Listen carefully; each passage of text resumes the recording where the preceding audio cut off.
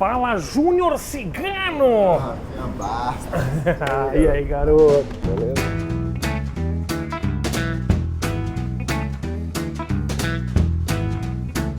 Cigano. Rafinha Bastos. Garoto. Você tá com a camisa do Corinthians, Cigano. Pois é. Muita gente enche por estar representando o Corinthians agora? Não, acho que no início enchia um pouquinho. No início da parceria Corinthians e Cigano. Até que o pessoal foi... Muitos foram contra, né? O pessoal que torce pro outro time e tudo mais. Mas hoje o pessoal tá vendo que é diferente, né? Tem a parte de futebol do Corinthians e a parte MMA e tem outras tantas, 30 e tantas modalidades lá dentro. Então, cada um tem que defender o seu. Primeiro eu quero saber o seguinte, lá atrás, Cigano criança, na cidade de Caçador, uma cidade com 16 habitantes.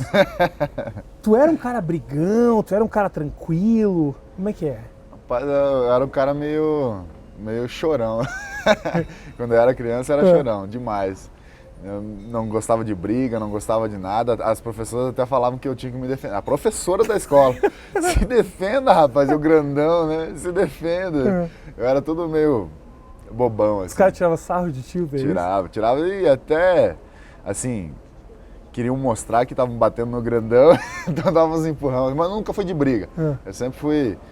Por até ser chorão, eu virava as costas e ia embora pra casa. Tu tinha que voltar agora pra Caçador e ir atrás de todos esses caras. Eu já fui. Já foi? Não, já fui, não fui atrás dos caras, fui pra Caçador. Não seria genial bater na porta do cara? Lembra da quarta série? Então, eu sou o Cigano. Como é que era lá um tempo atrás o Cigano jovem? Você era um cara humilde, você teve uma infância humilde, assim, como é que é? É bastante humilde. Hoje eu tenho uma visão melhor do que era, né? Porque pra mim, pra aquela época, eu tava tranquilo, entendeu? Eu era feliz, era o que eu tinha, era o que eu conhecia, entendeu? Trabalhei desde cedo, desde os 10 anos de idade eu vendia picolé já. Picolé era pela cidade, assim? Pela cidade, eu gostava de ficar na rodoviária, porque na rodoviária vendia mais, então eu ficava lá com o meu carrinho. Só que tinha um maluco que era engraxate lá, então tinha que tomar cuidado com ele. Que era maluco assim, era de doido, ir pra né? cima? É, porque ele achava que o espaço era dele, não podia tomar o espaço dele. Eu acho que ele tá lá até hoje, esse cara. Porra, e o picolé era pra ajudar na renda de casa, assim? Eu não chegava a ajudar na renda de casa, mas eu sempre dava meu dinheiro pra minha mãe. Alguma coisinha ou outra ajudava, comprar um leite. Como é que a tua família vê essa mudança, assim, essa tua guinada na carreira de lutador? Eles gostam muito de tudo que tá acontecendo, até pela repercussão que teve na cidade mesmo, né, tudo mais. Eu acho que a Sônia Bride, sabe a Sônia Bride? Não. É uma repórter que tem da Globo, e ela é de lá. Tá. E ela era a pessoa mais famosinha lá da cidade. Toma a Sônia Bride. Agora apareceu o lutador, entendeu? Então somos dois. Eu acho muito legal, porque o pessoal me trata muito bem. Quando eu vou pra lá, nossa, me sinto meio que Deus, famoso. Né? Famoso mesmo. Um trono, aí que eu percebo que chegou a fama mesmo, uma faminha, né, e tudo mais. Então eu gosto. Você foi treinar por quê? Eu tava meio gordinho. E fui procurar uma academia para malhar, né? Essa foi a intenção. Mas lá tinha aula de jiu-jitsu com o professor Yuri Calton na época. E aí eu fui lá perguntar sobre, né, o que era aquilo pro cara ali, pro Yuri, o jiu-jitsu e tudo mais, o que precisava para fazer, para praticar. Aí ele disse, compra o kimono e vem aí. Tomou muita porrada no começo? Bastante. Eu tinha muita força, sempre fui muito forte, porque eu sempre trabalhei com coisas de peso lá no sul e tudo mais, né? Você vende pedreiro e essas coisas. Quando eu comecei, eu não tinha técnica nenhuma, mas eu tinha a força para segurar os caras. Você carregava tijolo, né, cara? Eu complicava um pouquinho a vida deles, então eu ajudava. E eu sendo útil, eu também aprendia bastante, entendeu? Mas apanhei bastante. Por aprender, apanhei bastante. Cigano, tu lembra como foi a primeira vez que tu lutou, cara? Primeira vez que tu entrou no ringue? No octógono. No octógono? Não. Era ringue? Ringue. Naquela época foi ringue ainda. E como é que foi a primeira vez? Porque, treinar na academia é uma coisa. Agora você vai sair na mão com o sujeito. Você foi porque você achou que você queria ser atleta ou te jogaram ali? Como foi? Eu tava sem trabalhar, né? Tava meio que na correria, assim. Aí o Yuri, né, falou, 1 ano e 3 meses, 4 meses depois, o Yuri falou, é hora da gente se testar aí no MMA, que é isso que você quer, não é? Falei, então... O que você sentiu? Primeira vez que você falou, bom... fiquei muito nervoso. Pra entrar eu ficava andando assim, eu acho que eu cansei uns 50% antes mesmo de entrar na luta.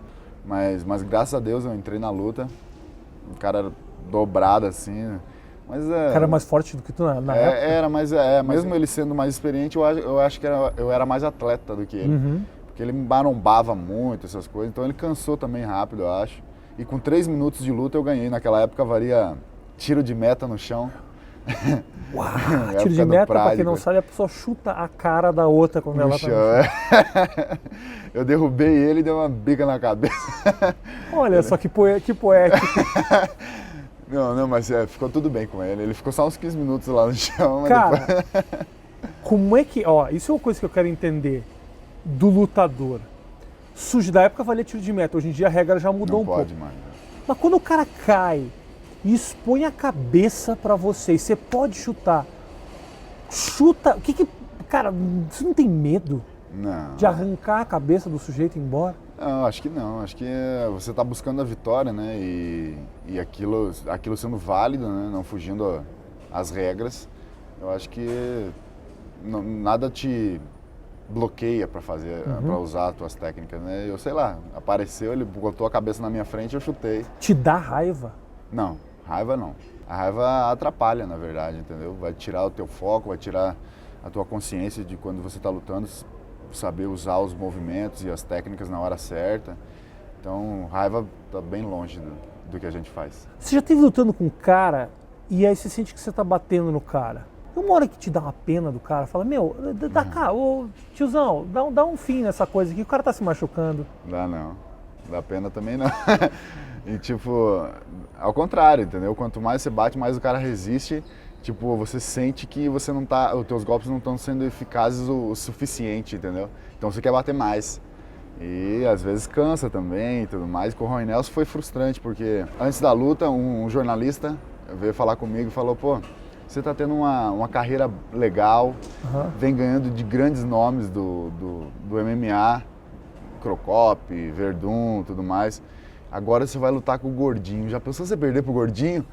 Cara, eu não tinha eu nem pensava nessas coisas, mas isso entrou na minha cabeça, bicho. Eu fiquei, caraca, é mesmo, rapaz, se eu perder pro Gordinho, bicho. E fiquei pensando assim.